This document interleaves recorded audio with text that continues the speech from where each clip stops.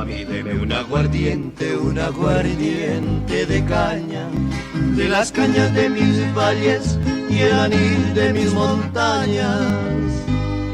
Querida ingeniera Melissa, mi tema a exponer es el Museo Colonial de Bogotá. El Museo Colonial de Bogotá fue inaugurado el 6 de agosto de 1942, bajo los antecedentes del presidente de aquel entonces, Eduardo Santos, y de su ministro de Educación, Germán Arciniegas. El Museo Colonial está ubicado en el antiguo claustro de las Aulas, levantado a comienzos del siglo XVII, a partir del diseño de Juan Bautista Colusini. Inicialmente este fue el edificio del Colegio Máximo de la Compañía de Jesús y desde la primera mitad del siglo XVIII de la Pontificia Universidad Javeriana. El estilo. Cuando hablamos de un estilo colonial, estamos indicando que primeramente tuvo una puerta de acceso súper grande, tallada en madera, con revestimiento y con columnas adosadas. Además, su techo era de color rojo. En aquel entonces no se utilizaba tanto lo que decimos actualmente la losa, sino que usaban las tejas. Además, sus pasillos presentaban arcos prominentes y se utilizaba mucho la madera. Los colores eran blancos o eran beige. Además, el patio siempre estaba previsto con jardines interiores, lo cual llamaba mucho la atención en el aspecto colonial. ¿Cómo comienza la historia de este museo? Después de la expulsión de la Compañía de Jesús en 1767, el claustro tuvo múltiples usos. En este lugar sesionó el Congreso de la República en sus primeros años. Además, el edificio fue cuartel y sede del Museo Nacional y de la Biblioteca Nacional, entre otros usos. La Casa de las Aulas se transformó en el Museo de Arte Colonial desde el 6 de agosto de 1942 y para los colombianos representa un símbolo muy importante para ellos. ¿Por qué razón representa? Porque en este lugar existen las primeras colecciones del museo que se formaron gracias a piezas pertinentes que fueron donadas por aquel entonces el presidente. Y principalmente él, para adquirir dichas piezas que desaparecieron, compra a los coleccionistas, entre esos Carlos Prado, Josefina y Pablo Argáez. Y el traslado de las colecciones del arte colonial al Museo Nacional tuvo que hacerse para poderlas salvar. ¿Por qué este lugar tiene tanta historia para Colombia? Porque es aquí donde el himno nacional se entona por primera vez. Las piezas exhibidas en el Museo Colonial procedían de la mayoría de grandes coleccionistas que poseían la alta sociedad bogotana en la primera mitad del siglo XX. Estas colecciones se habían formado debido a procesos de desamortización de bienes eclesiásticos que los inició Tomás Cipriano de Mosquera hacia 1861. Las pinturas expropiadas a la iglesia pasaron a manos de particulares y algunas de estas fueron entregadas a diferentes museos mediante una donación. En sus colecciones iniciales se ha ido complementando con nuevas obras recibidas por donaciones o personas que visitan el museo. Actualmente el museo tiene 1.577 piezas, entre las que se pueden ver pinturas de caballete, textiles pintados a mano, cultura, mobiliario, objetos de platería únicos en Bogotá, numismática, impresos y manuscritos en tipo gótico.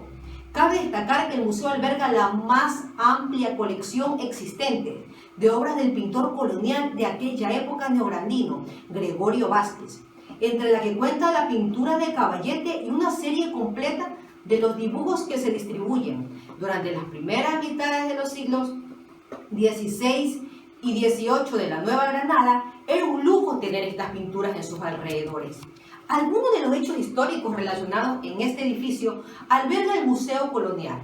Denotan el valor de la Casa de las Aulas como centro de la vida nacional.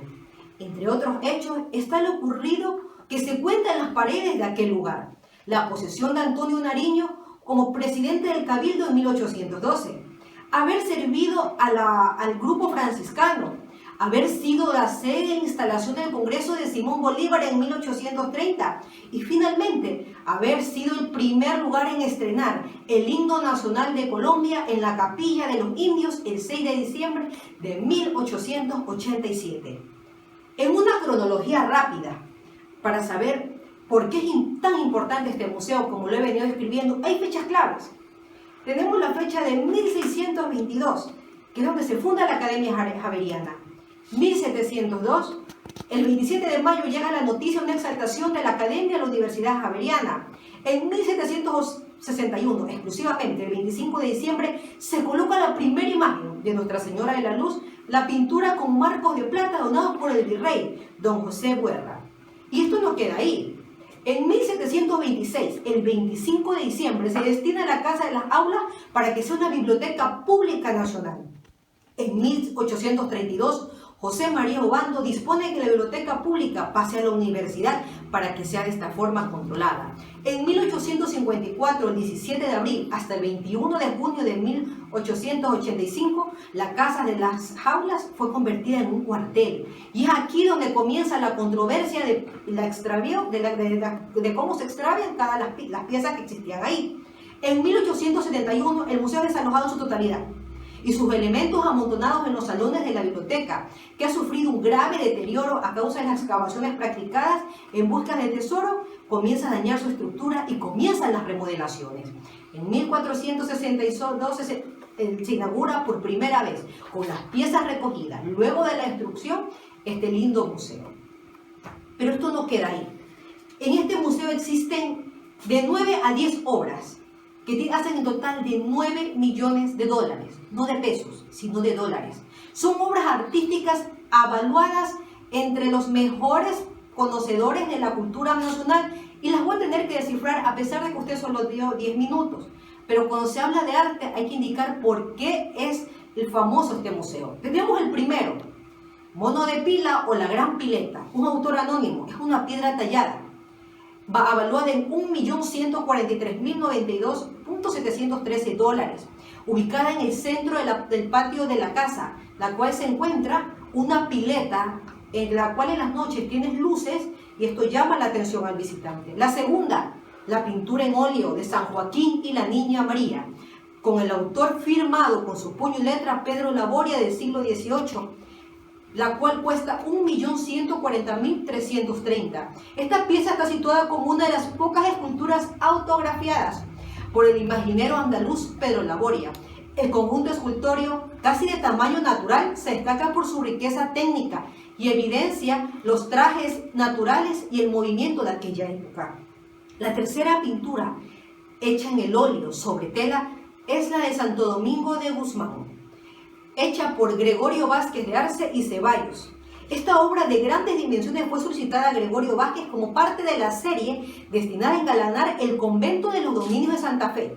Aunque no se encuentra firmada, las figuras dispuestas en escena, así como la cuidadosa configuración, permiten indicar que es única en su historia. La cuarta, El Hogar de Nazaret, por Gregorio Vázquez, también un óleo sobre tela. Es una de las mejores representaciones de la Sagrada Familia existentes en la pintura neograndina.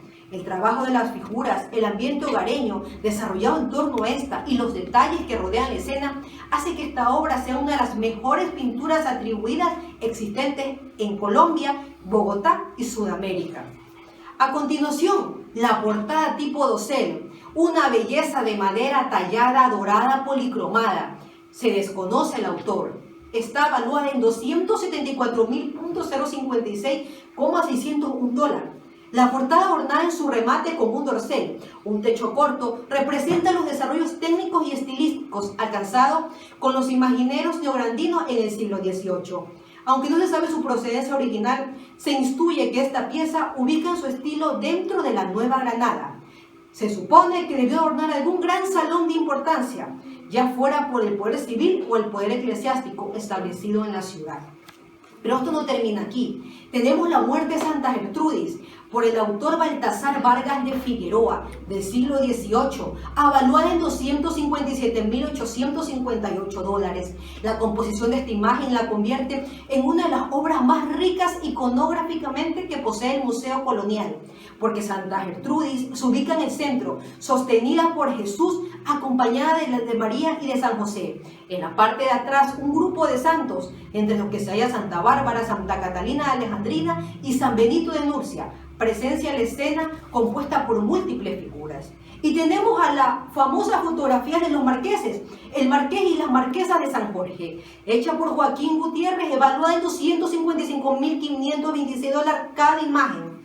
Los dos retratos fueron encargados por el marqués y la marquesa de San Jorge. pareja ubicada como una de las más acaudaladas de Santa Fe en el siglo XVIII, para decorar el vestíbulo de su casa, en la cual se puede ver la belleza de los trajes de aquel entonces, el cuello alto tipo plisado y principalmente la elegancia del hombre, en la cual indica que es un corte primordial. Tenemos la pintura de José Solís Foch de Cardona, virrey de la Nueva Granada, de 1753. Esta pintura atribuida a Joaquín Gutiérrez representa al virrey Solís, uno de los más importantes y reconocidos del siglo XVIII. Su riqueza técnica evidencia en el trabajo de telas y objetos que acompañan al virrey, hacen de esto uno de los mejores retratos de la corte realizada en Nueva Granada. Tenemos a Santo Domingo en la batalla Monforte, una obra hecha en óleo sobre tela de Antonio Acero de la Cruz. Esta es quizás una de las pocas obras existentes en la Nueva Granada que representa un escenario de batalla firmada por puño y letra de él, una pintura que se centra en las batallas libradas en la cruzada de los cátaros del siglo XVIII. Su tema, aunque alejado de un texto colonial, buscaba parangonar la gesta de las órdenes medicantes contra la herejía europea. De esta forma, ingeniera, se da cuenta que el museo no solamente viene siendo una casa, fue católico al ser un hogar para los jesuitas, fue político porque se creó una sede, fue cultural porque reposan las pinturas más caras de América del Sur y tiene una historia única en el aspecto bogotano. Ingeniera, esta fue mi exposición, espero que sea de su agrado y le envío un fuerte abrazo.